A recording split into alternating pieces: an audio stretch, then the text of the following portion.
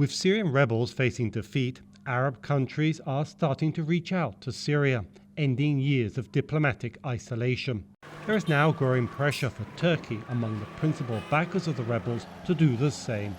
Because all the Arab countries are now realizing that Assad is going to stay in power, and that's the reason why they are now considering opening their embassies, for example, Saudi Arabia, the United Arab Emirates, etc. All the Arab countries are now trying to embrace the Syrian administration again, but Turkey is not doing that. So I think the key to the solution is to establish a dialogue between Ankara and Damascus.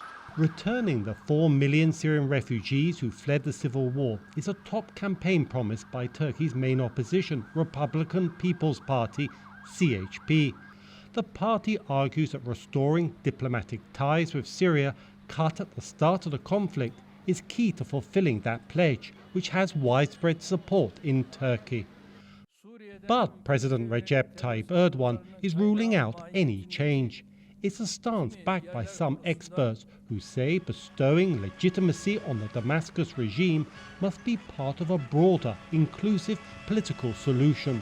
Problem is giving legitimacy and political recognition. I think the regime has to prove itself, the regime has to prove that they are sincere about seeking a real political solution. But up to now, this is not the case. Turkey's military presence in Syria could also complicate any restoration of relations with Syria.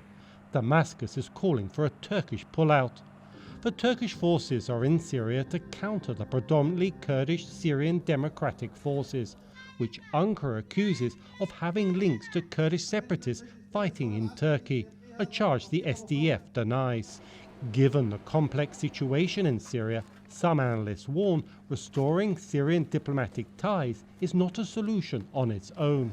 Turkey should be more active in finding opening those diplomatic channels with various Arab countries, Israel and Syria, but also Turkey should talk to different actors like the SDF in the east of Euphrates, and also to Brussels.